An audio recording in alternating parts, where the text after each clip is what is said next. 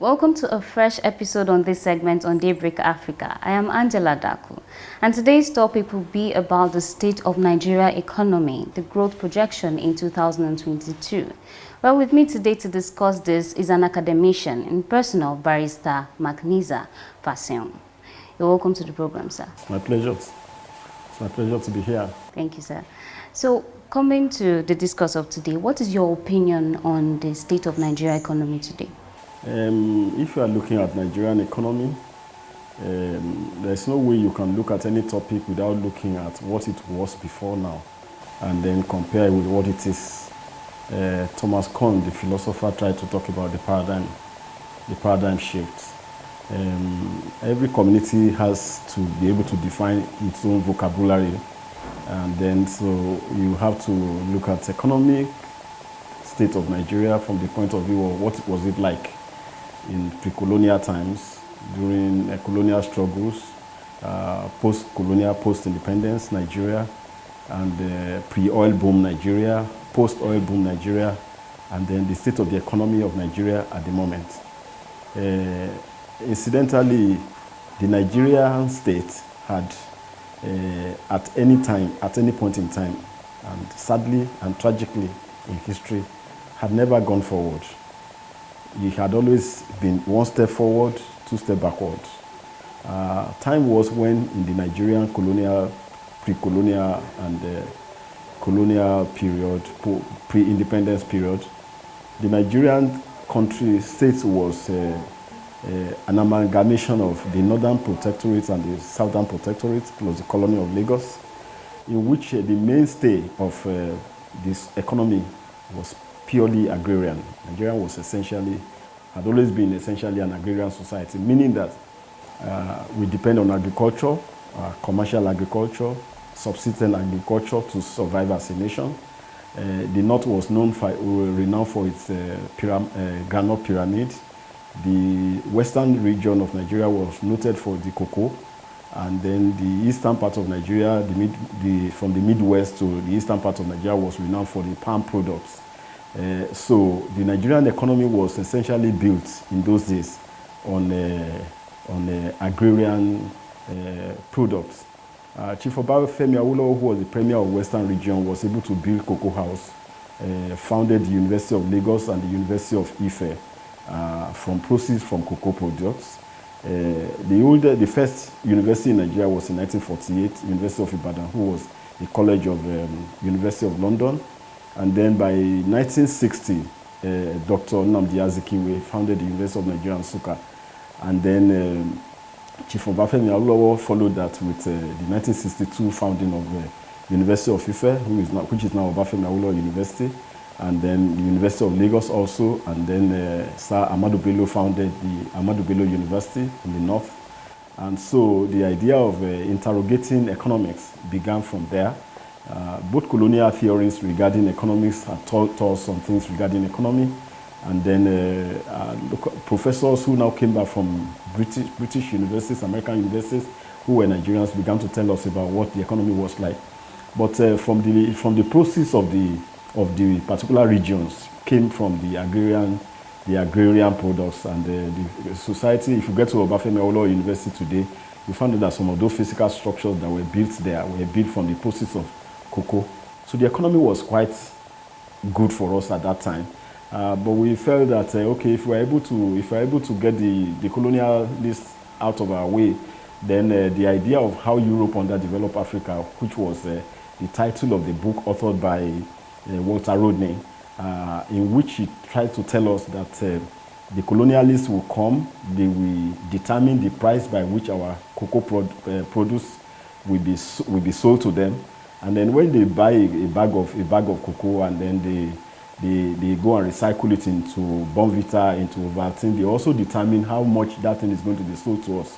So even though the book is particularly popular at that time, but we found out that the mission of the colonialists in Africa was not essentially economic. I mean, they were not out to develop the economy of Africa. They wanted a continent that is in the tropic that can supply the raw materials by which the industrial Europe could be developed. So having said that, with the gaining of independence, the premiers the prime ministers, the premiers of each region began to use their proceeds to develop their region. There was healthy competition amongst them. However, there had been oil. They had oil, regarding, oil, crude oil in the southern parts of Nigeria at that time, but it was not discovered in commercial quantity. But the crude oil was discovered in commercial quantity around late 60s. I can remember as a lawyer that I studied the oil laws relating to petroleum that was dated 1969 or thereabouts. But in the early 70s, there was an oil boom in which at that time, the Nigerian naira, the Nigerian currency was much stronger than European countries, even the countries of America. My brother, who is now ambassador, who used to be the director of World Intellectual Property, had sent some money to me when I was in secondary school in Ondo Grammar School to buy a bicycle. But essentially, when the dollar was changing into naira, the dollar was 67 kobo at that time. And so by and by, the economy came tumbling down, until it got to 1 naira to a pound. As at the time I left the university in 1985, I left the camp at Ilorin on a Friday. I got to Ondo, my homeland, on that Friday. Saturday morning I left for Lagos. Saturday night I left for England. Sunday morning I was in England. It was 1 naira to a pound. Are you with me? And if you had to travel to England at that time, you didn't need a visa because Nigeria was a member of the Commonwealth nations. You didn't need a visa. With your passport, you get to the airport, you fly to Heathrow or to Gatwick. Now, the Nigerian naira was at par with British pound. You understand? So if you had 20 naira here, you had 20 pounds. If you had 100 naira, you had 100 pounds. And so, as at the time we left the university in mid-80s.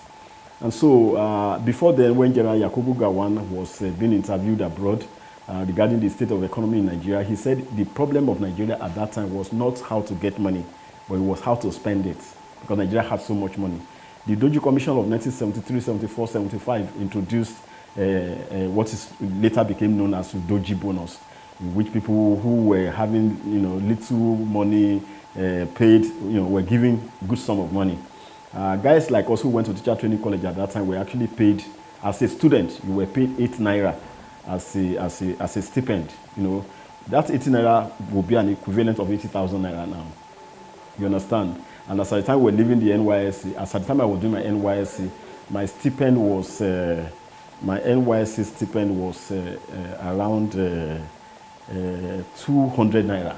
200 naira, all right? And 200 naira at that time is like 200,000 naira now. So in terms of monetary economics, the Nigerian state had been depreciating. As at the time, Muhammadu Buhari retired, Major General Muhammadu Buhari retired, and he was coming to power in 2015. The currency was something a little bit to write home about. But every year, the Nigerian economy has been sliding backward and backward and backward. So when the guy sent a message to me this morning and said that the article he wrote, that he sent it to me, he copied me, I didn't react.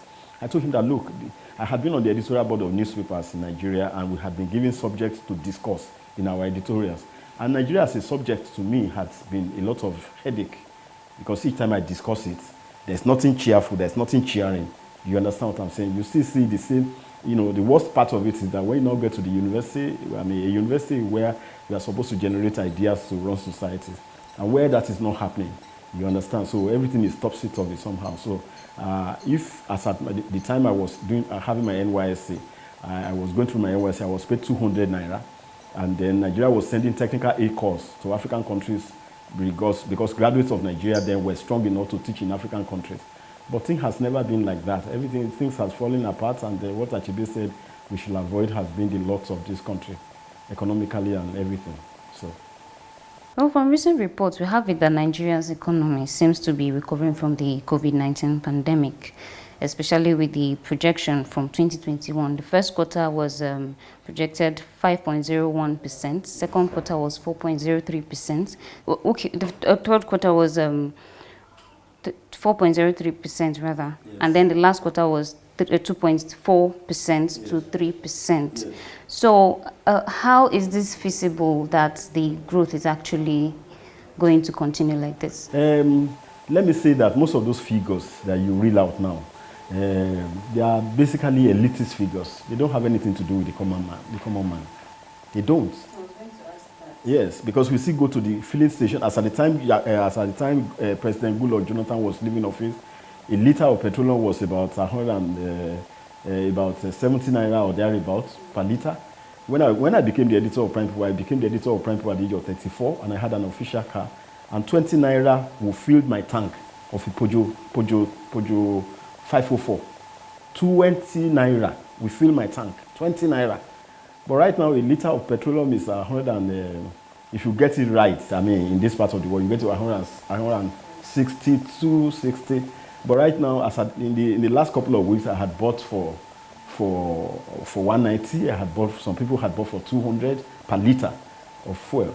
So I don't see. So when people give figures, that's why I feel it could be very hypertensive for me to discuss Nigerian economy or Nigerian politics, because for the ordinary man on the streets, all those figures that people bandy in the papers, in the international world, Nigeria is growing by so percent, it doesn't translate into better life for the ordinary Nigerian. So are you saying it doesn't have any relationship with the masses? Yes, it does not. It's pure. That's why I said the figures are purely elitist figures that is talking about. I don't know where the figures are conjured from, because you go to the market now. I mean, when I was anyway with my 200 naira, I'll buy bags of beans from Omuaran. You understand? Because I was serving in a village called Ilale Nekameji between Omuaran and Otu Ekiti. Do you understand? I'll go to Omuaran, I'll buy a bag of beans, bag of rice, provisions out of the 200 naira. So how can Nigeria say that? How can they be giving all those kind of figures? They are probably giving the figures from the contractor that has embezzled money. You understand what I'm saying? Because there's no way you can discuss Nigerian economy without. How does it translate into good life to the ordinary Nigerian? It does not. The ordinary Nigerian is the person who is traveling from Ondo to Ife. You know, if he's a lecturer and he's probably teaching in Ondo and he's living in Ife, and then he comes from time to time. You get to the road from Okegbo from Ife to Ife. The roads are horrible. They are bad. And banditry everywhere. People are being kidnapped everywhere. The Nigerian mechanic is a thief. The owner of the car himself is a thief. You understand? And so the person asked me today and said, you didn't read my article. I said, rather than reading articles, rather than reading discussion regarding, I read it because first, second degree, and third degree for me was literature. So I rather read authors that will make me to laugh at the society. Like Tunde Fatunde, the playwright, for instance, who wrote the play. The title of the play is Organa Thief Man. So that when the man who is a houseman, who is a houseboy in the house, when he steals 5,000 naira from Ogas, everybody say, the man is a thief. But the Oga himself, how did he get the money that there are too many cars in his garage? He's a contractor, government contractor. Government has given him a contract to tie a road. And the quantum, the quality, and the value of the contract is about 100 million. Are you with me? The contractor, the state government signs the contractor for 100 million. Then before the money gets out, 25 million had been taken by the commissioner, in which, out of the 25 million, 15 will go to the governor, 10 will go to the commissioner. So before leaving the government house, the governor's office, 25 million is out of the contract. The contractor himself, who is acting to a coach, who is probably a relation to the commissioner or is the party man, is taking another maybe 15 million. Out of 15 to 25, you are getting like about 45, isn't it? Or thereabout, or 35. Now, by the time you get to the contractor, the amount of money that's actually delivered to the contractor is about 15 million. And the quality, the value of the contract is 100 million. So where the contractor now fails to tar the road, which is supposed to be 100 million, nobody can come back and examine him and say, why did you do that? Because he knew that the quotation for the road was 100 million. And he knew that he was just giving a pottery of 15 million. So if he spends the money anyhow, nobody is going to make him accountable for that, because there's no authority, no moral authority to be able to question that. So the thing is like that.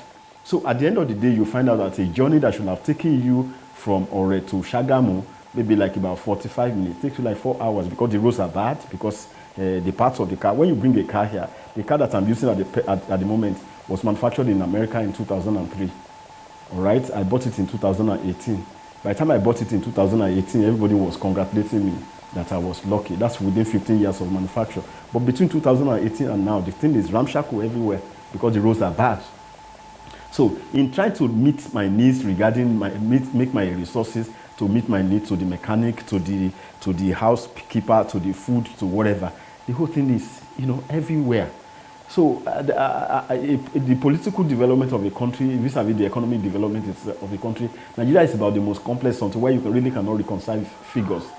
You understand? And in those days when we used to have people like Sam Aluko, people like, there are a lot of professors who were economics, when the budget is just being released, you sit down, they will analyze the budget. Someone like Chief Obafemi Awolowo, for instance, when they were saying that they were talking about devaluing the currency, Awolowo said, no, you cannot devalue the currency. And because he was seen as an opposition at that time, President Shehu Shagari was the governor at that time, they went about and began to devalue the currency. Till today, the Nigerian Naira has been going down, has never gone up.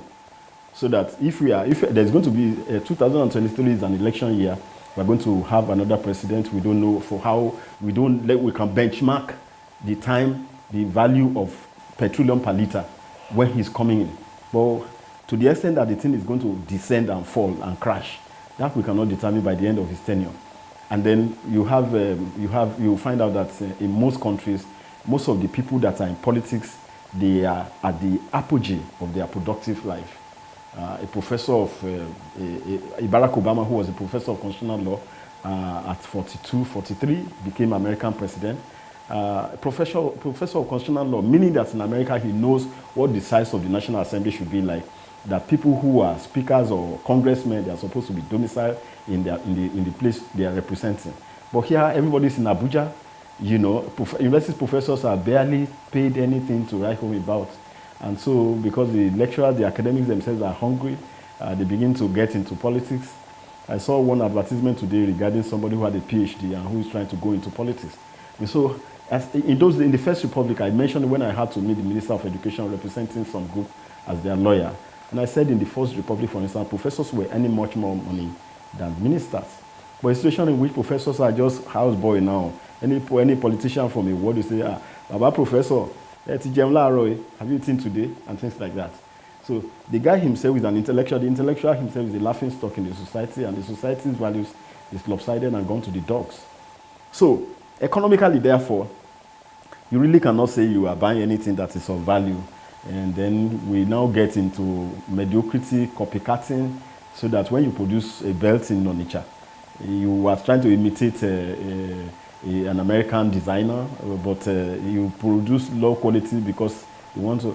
I'm believing God that maybe with somebody like Soludo in government, in a state, governor of a state, who made a first class in economics and who had been governor of Central Bank in Nigeria, if he finds himself in government, maybe if he's going to make Onitsha a Taiwan or Dubai of eastern Nigeria, then that can be replicated in other parts of Nigeria, like Awolowo tried to do. When Awolowo was in premier in the West, we have Western Nigerian television, the first in Africa. We had the first stadium, Liberty Stadium in West Africa, the oldest university. By the time we were having University of Ibadan, that is University College of London in Ibadan. The Jews were just becoming a state in 1948. All right, so with somebody like Obafemi Awolowo, who was like a thinker, philosopher, there isn't anything that Plato has written that Awo has not written, really. So, and for Destutt de Trosse, the French philosopher, he says that he defines ideology as the science of ideas. And then he says for there to be an ideology, there must be preponderance of faculty, meaning that people must be thinkers in the society. Today we still have cameras in studios that were manufactured in Britain, in Germany, whatever. When are we going to produce ours? Universities are supposed to be doing research in certain aspects of the camera in electronics to be able to manufacture a locally Nigerian brand. You understand? It is then that we can export, and then we can say we are exporting in global trade. And the last time I came to your studio, I tried to let you people know that there's a difference between oil producing state and an oil bearing state. Nigeria has always been an oil bearing. We have never been oil producing. And up until we are able to produce, somebody else will take our crude away, somebody else refines it and send it to us, and then we begin to die. For how long will a country continue to stay there? And we have plethora of professors. A lot of them had died, though, without having to do anything, to contribute to the society.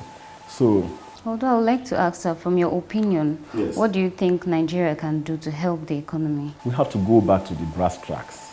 We have to go back to primary one, as it were, getting to learn. I was interviewing somebody, and then he said, I think we're doing promotion, and I was on the panel, and I said, what was the topic? What was the title of your thesis? University, he said, he just graduated. He said, I said, the thesis you wrote, it means you didn't write the thesis.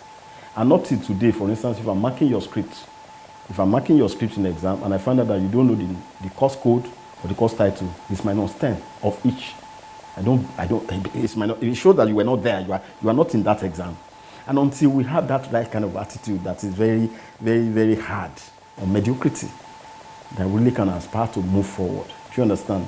So that the person who is, I was traveling from the US to Nigeria. I missed my flight, Turkish Airlines. Then I went through another flight that took me through Togo to Nigeria. When I got to Togo, the Togolese gendarme or whatever was asking me for bribe the moment he saw my passport. I said, is it because I'm Nigerian? I said, something must be wrong with you. So we need rebranding, not in terms of we're making noise. Nigeria is giant of Africa, my foot. What is important is that what kind of attitude do we have in our various areas of human development? As a teacher in the university, are you thoroughly teaching to make sure that nobody passes that your gate without being a quality person? You understand what I'm saying? I'm a writer, for instance, and I believe that when students go out, if a student goes out and he said, in that man's course, I scored an A, you understand? When that student is asked the question, like I teach history and philosophy of science here, or philosophy and logic, and you say he made an A in the man's course at that time, and he asks you, what is non sequitur? What is argumentum ad hominem? You can't say that. And that guy scored you an A, then the thing is not on you, it's on the person who taught you. Do you understand what I'm saying? So Nigeria must be ready to develop mentally, in terms of quality, in terms of giving the best to the best person that is qualified to be there. And then we are ready to compete. We should be reading things like, look at what is going on today, rituals everywhere. You understand? In Ondo here, for instance, a little while ago, somebody was found to be Akbenikin, those people who are announcing for people to come and do pray Muslim prayers in the morning. He was found with a human head, a human capital, somewhere around Ajagbale or what. Then the next time I saw one man whose loudspeaker is disturbing me in my house, and I went to the mosque. I said, sir, this loudspeaker has to be removed because it echoes directly into my room. And the man said he's the principal assistant registrar at Adeyemi University of Education. And he said the only way we can solve the problem is to make sure that speakers of other churches are removed. Then only then can we remove ours. I haven't had enough time to really talk to him because it shows that if he had been a student in my philosophy and logic class, he wouldn't have passed. Because it's not a good argument. You agreed that, yes, this nuisance is disturbing somebody else. But you are not looking at it from the point of view of what can I do to ensure that, it doesn't kill people. What you are thinking about religion, ego tripping, it doesn't show that person is educated to me. Epidemiological survey has shown that there are 3 ways by which you measure the development of any nation. Namely, one, life expectancy, GDP, and educational development. Now, epidemiological survey now says there are 3 things that kill people in Africa, namely malaria, hypertension, and diabetes. And the major way by which people get killed today is hypertension.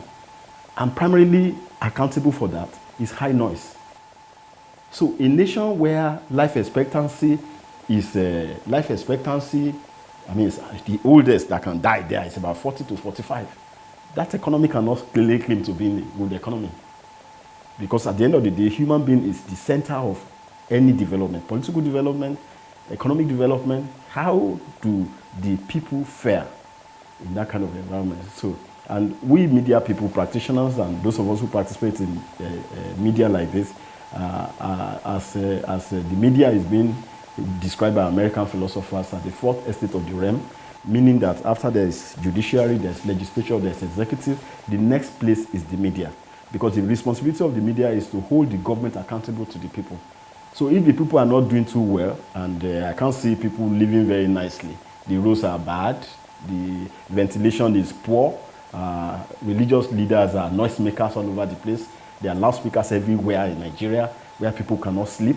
It's a primitive antediluvian stage of human development. So you really cannot say that the people are developed, that they're economically okay. You understand what I'm saying? So economics is not just about having cash in your money. It's not about having money in your bank account or having your external reserve or whatever. It's about how does it translate into good life to the ordinary person. It's only then I feel that people are talking about economics. Because even when you do O-level economics, you are going to talk about labor, factors of production, land, labor, capital, isn't it? And the labor is the human being. So we start thinking about the highfalutin aspect of the economy of a nation from the O-level definition of economics. You understand what I'm saying? And when those things are not available, land is taking over. Almost all the industrial warehouses in Ikeja have become churches. We keep praying to God, and God is not particularly interested in some docile illiterates, anywhere in the world. Thank you so much. You're welcome. Yes. Thank you very much. So we continue to keep our hopes alive as we anticipate a better Nigeria and a better economy in the country. Well, till I come your way next time with an interesting topic, I remain Angela Daku. Enjoy the rest of your day.